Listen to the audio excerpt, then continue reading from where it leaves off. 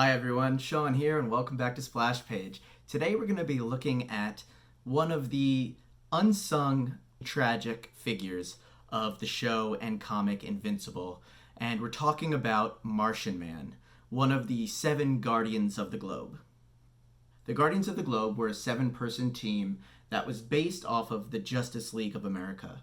War Woman was obviously crafted after Wonder Woman, Darkwing is Batman, Aquarius is Aquaman, and so on. While they all get very little screen time and even fewer comic panels, we wanted to do a deep dive on Martian Man, one of the Guardians of the Globe who is based off of Martian Manhunter and is a very interesting and potentially very tragic character. We started looking at him because of his introductory scene in the TV show, where he is in a condemned house training with a little homeless girl. So we started digging into the character in both the show and the comic to get a better idea of who he was. We were able to pull out an impressive amount of information based on the very little exposure we had to the character, and have determined that he must have led a very difficult life. Martian Man, while fighting with the Guardians of the Globe, differed from the other members of the team in 3 major ways. First, he's the only Guardian that isn't from Earth. He's a Martian. It's in his name. Martian means you're from Mars. Like Marvin the Martian. We also know more about the Martian people than, say, the Atlanteans. Although, we suspect that we'll learn more about them in upcoming seasons.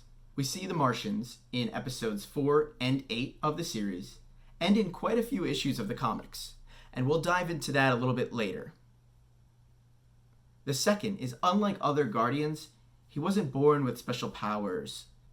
On Mars, he is just one of millions with the same ability to shapeshift and turn himself into other objects.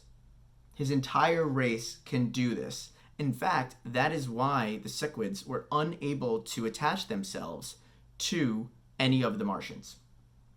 And 3, while he's on Earth, he isn't rich or well thought of from society.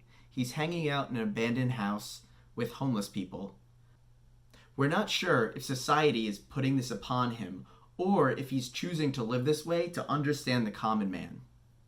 So our questions about Martian Man are, why is he doing this? Why does he protect a species that he's not a part of? And why is he on Earth and not happily living on his home planet? To get answers to that, we need to look into what we know about the Martian race. When Mark arrives on Mars with the astronauts, he is told to keep a close eye on them because Martians do not like humans. Since there's this predisposition to not liking humans, something must have made Martian Man want to leave Mars, and even further make him actually want to help humans. We know Martian society is ruled by a monarch. We know they have an army or warrior class, as the only other Martians we encounter are soldiers. The Emperor, upon finding out about the humans on Mars, instantly wants them executed. And while it seems initially like this is due to them trespassing on Mars, we find out that it's actually due to the fact that Cichlids can attach themselves to humans.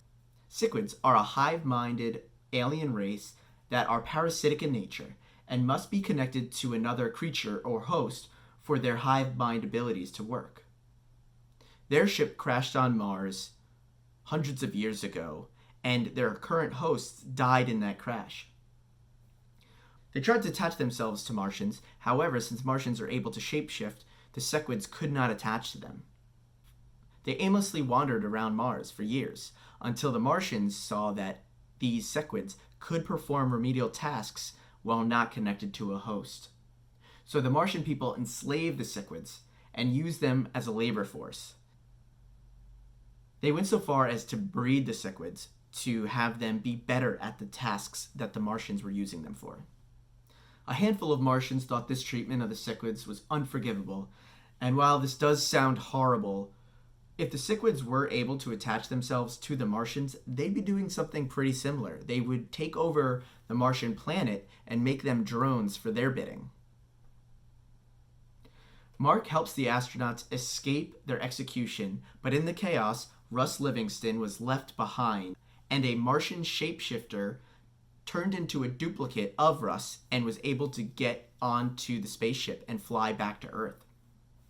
This desperate move to escape tells you that not everyone is happy on Mars, whether it be due to the monarchy, the Cichlid enslavement, or other reasons. We know that this Martian not only wanted off his home planet, but was willing to put the rest of his civilization in danger to do so. In the comic, the astronauts going to Mars is a huge deal because it's the first time humans have ever had a manned mission to Mars. So this tells us that Martian Man, who arrived on Earth in the early 70s, was able to get to Earth based on Martian technology. Yet Russ Livingston, the Martian, needed to escape rather than being able to fly there on some kind of a commuter flight. As we see at the end of episode 8 of the show, the Cichlids, after being able to attach themselves to human Russ Livingston, begin to attack the Martians. Martian Russ Livingston, who is now on Earth, happily played a role in the potential end of the Martian society and the uprising of the Cichlids. So back to Martian Man. Living on his home planet, disgusted in his role in the enslavement of the Cichlids, either builds a secret spaceship to leave the only planet he's ever known and likely his entire family and everyone he cares about, to go to a world he's never been to and has been taught to fear and hate its inhabitants. Or he's been banished from Mars due to some disagreement or action against the monarchy, and as a punishment was forced out to live in exile on Earth. In the show, we see him hanging out and training in an abandoned house with a homeless little girl. We know she's homeless because she does appear in the soup kitchen later when Amber and Eve are volunteering. While it's a sweet moment, the conversation between the two of them makes us think that this girl is Martian Man's closest friend. Whether he chooses to live like this or he doesn't know better, he isn't taking advantage of his stature as a member of the Guardians of the Globe.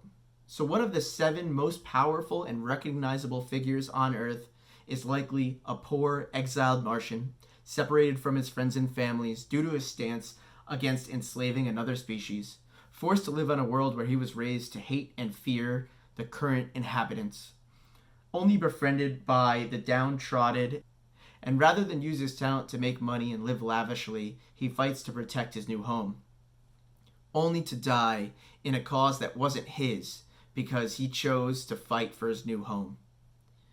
Omni-Man, if you remember, was sent to take over Earth. He had no plans or no mission to deal with Mars at all. So if Martian Man stayed on Mars, he would have been fine. This story sounds familiar, doesn't it? It's the Magnificent Seven, Seven Samurai, or really even Blazing Saddles. He fell in love with the people he was supposed to hate and fought alongside of them when their lives were threatened. Who else fell in love with the people of Earth, but then handled it very, very differently? Oh yeah, Mr. Mustache himself. Yet another way our friend Robert Kirkman used an old trope and flipped it on its head, subverting your expectations of the hero's journey and, seeing over 5,000 people killed in the process. We salute you, Martian Man, and appreciate everything you did for the fictional Earth. What do you think caused Martian Man to leave Mars? What do you think of the enslavement of the Cichlid species? Was it justified knowing what they would do to the Martians? Thank you everyone so much for subscribing and watching our videos. We've been just absolutely over the moon about it and have loved every minute. I'm Sean, and as always, thanks for watching. See you next time.